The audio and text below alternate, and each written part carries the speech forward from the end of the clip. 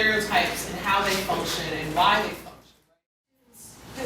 I think we both probably tried to get them to think about is that if we start from the stereotype, right, you automatically lose sort of every person's, not just your individuality, but just like the sheer human complexity of being a person, right? And so like if I start with like, oh, you.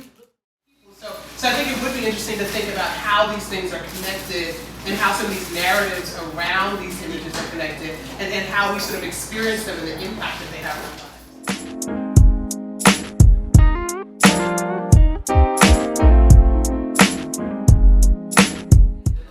I feel like they refer to Jezebel in the Bible like as being like a loose woman, basically. So when I think about modern Jezebel, I think about a modern loose woman, but I mean, I don't know what's a modern woman. What's so modern?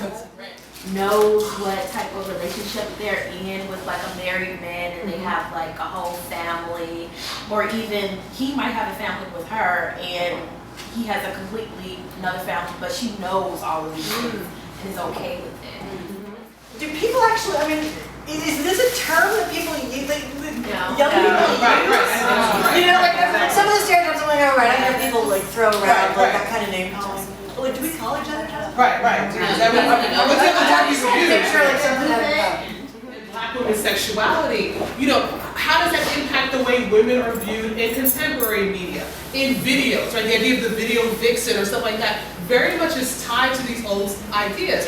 What does it mean for things, you know, we're having sort of a light, fun conversation, but what does it mean for things about violence against women, for example? That no man had been convicted of raping a black woman until the 1950s, whether it was a black man or a white man. Why? Because this Jezebel perception of black women, you know, sort of asking for it or wanting that, you know, they're real lived consequences. I don't need to bring up, you know, the conversation down and bring it up, but stereotypes are not just these like funny things we can laugh at, right? Like there's things that have real lived consequences for people's lives.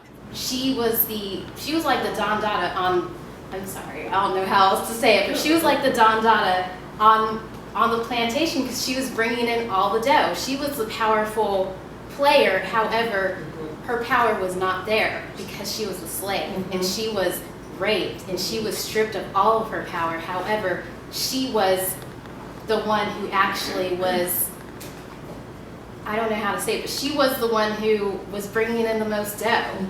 You know, she pulled the most cotton. She, you know, but what are we doing by perpetuating it as women?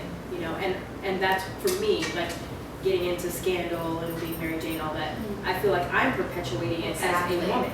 And as a brave chick, you know, that's what we're kind of saying. Like we need to support one another and say, you know what, maybe we shouldn't be watching that, and maybe we should. With them, but hopefully, and I know it seems like from just talking to the women of brave chick of like breaking this stuff down, right? Like we can look to an origin. If we can look to a moment where these things get created, for, as Dr. Newport said, for a particular political purpose, which in that case was expanding slavery through black women's bodies, right? So that, you know, you have more children, all that. Like if we can look to an origin, my hope.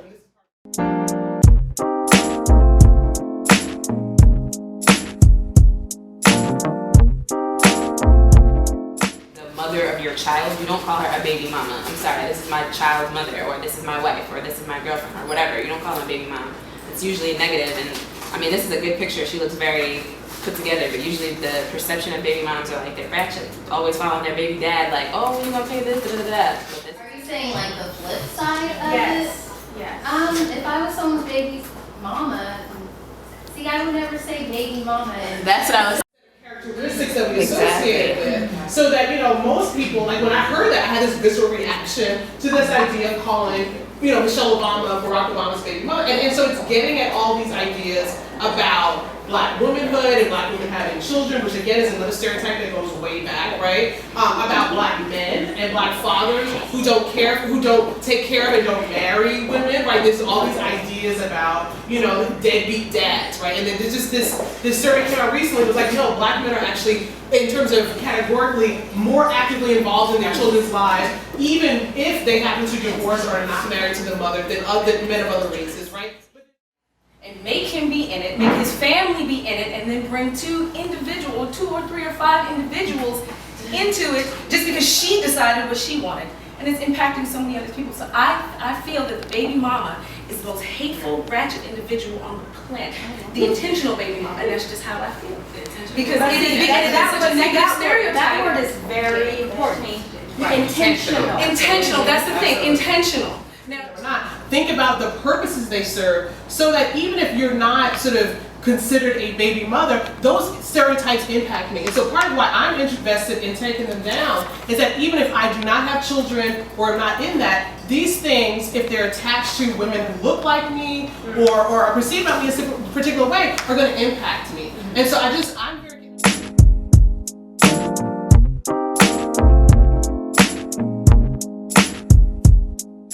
who testified at his trial, and there was a lot of backlash, particularly on social media, where people were discussing the way that she spoke, what they perceived as sort of broken English, and there was all this sort of vilification of her, and she had dropped out of high school. Right. And the thing that was problematic to me, again, showing how pernicious stereotypes are and why I'm never comfortable sort of embracing them, is that people began to discount her testimony because they did not believe that she came in the right package, right? That she was credible. And I was like, whether she speaks, and then we find out she speaks 2 or 3 languages because she's Haitian Creole and Spanish, and it has her whole, once we learn her full life, right? Beyond that, she looked like that. And I was like, and even if she wasn't quote unquote educated, right? We work on, highly educated people all the time who don't have any integrity, right? And lie.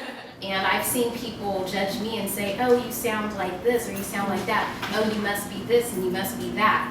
Just based off of what I'm saying, rather than realizing that I'm just trying to communicate on the level of, I think a big thing is social media is so powerful and so big now that a lot of women see that video vixen are the ones getting the money when it's so, like, people think that what you put, you have to be careful what you post as a woman, because people see what you post and then that's their reflection of you. So if they see you posting twerking videos and half naked with your booty popped out, then they're gonna think you're uneducated. They don't know that you have a bachelor's and master's degree and all that. So you also as a woman have to be careful how you present yourself. A certain way, you look a certain way that you're uneducated, but then when you start talking and then you talk very, you're expressive and you're articulate and you can use words that they don't even know, then they're gonna be like, oh, you think you're white? Like bougie Negro. And I'm like, okay, well, either I'm uneducated or I'm too educated. Like, y'all have to find a way out. I'm just myself. And looking for some deep ones, and some of the ones I found were people who did not have any formal education, but they've been inventors, they've been literary giants, they've been all of these, a lot of things we deal with now come from these uneducated people. But for me, when I'm looking at this, it just made me smile. I was listening to what the young lady said about how we have to be shapeshifters. What's funny to me is only certain ethnicities have to be shapeshifters. All of my white girlfriends have no idea what that is. They don't get it. And it's a couple of them have because I don't even realize I'm doing it when I'm speaking, and then I shift. If my sister calls, I'm talking to them, and my sister calls, and it's like the sister voice was my sister, and then I turn right back, and now it's professional, and then one of my girlfriends, and it's just, and I don't. Do it. So it's up to people who are able to navigate both worlds and who can be shapeshifters, go and get the information, bring it back, and so that we can be better and be able to compete on their level. And at that point, we can make a difference. That's why I feel like Jesse Jackson and Al Sharpton, they were never elected president because they were, fight the power. But our president did it the way he said, okay, they made the rules, so I'm gonna follow their rules. So he went to Harvard. He got their law degree. He did their law review. And then when he got in that position in the White House, he said, out with the damn bowling alley, in with the basketball court. I'm gonna do it my way. And he had to follow me. no matter how I sound, you are gonna look at me and that's what you're gonna get. And I make it a point. I make that a point, but I also make it a point to let you know I'm intelligent. I also make it a point to let you know that you're not gonna run over me and that I have a vision and a dream. And I think that as women, we have to do that. We have to know who we are, and we have to make it unapologetic. No compromise. Did I she's the church ambassador up in here? Yes, preach. Sure. You're right. I think you can never be smarter, if women are powerful, no matter, or ambitious, right, then like that touches off all sorts of, presses people's buttons, in all sorts of ways. Or if you're true to yourself and committed to your community, then that, then I And there's so much of that with white artists often sort of appropriate this long history of cultural appropriation that the sort of most negative based stereotypes of black people become marketable. Right, like the very things that are vilified for us become cool and you make money off of that. That's what gives the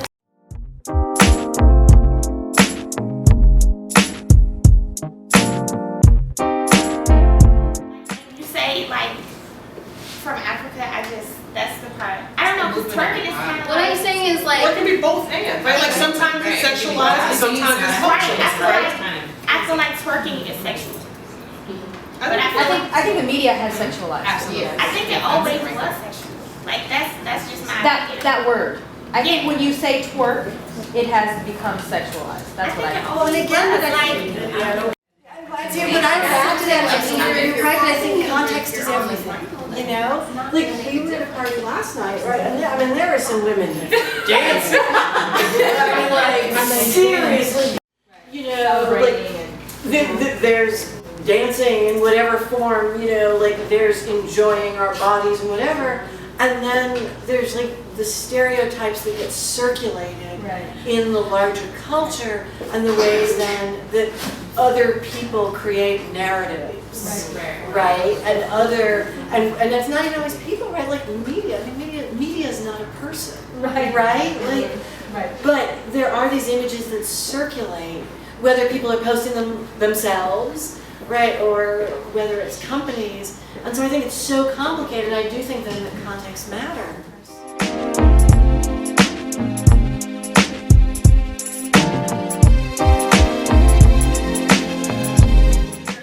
you're sedating, and I'm like, because I don't want to, and I'm a very shy person too, so when I get around people, sometimes I'm quiet, people are like, ugh, but I feel like it's because of how I look. Because if I look another way, people, I feel like wouldn't even want to speak to people. When I'm in certain places, I know some people are like, oh, she thinks she's all, or you think you're too cute, and it's like, well, what if I'm just shy? I can't just be shy of me now. Right. So I think, well, for me, from my experience, I've been considered mean because I either am to myself or I'm speaking up and saying something that someone doesn't like. And so then I'm mean and I'm judgmental, but I think it's different, but from my experience, that's what I've seen.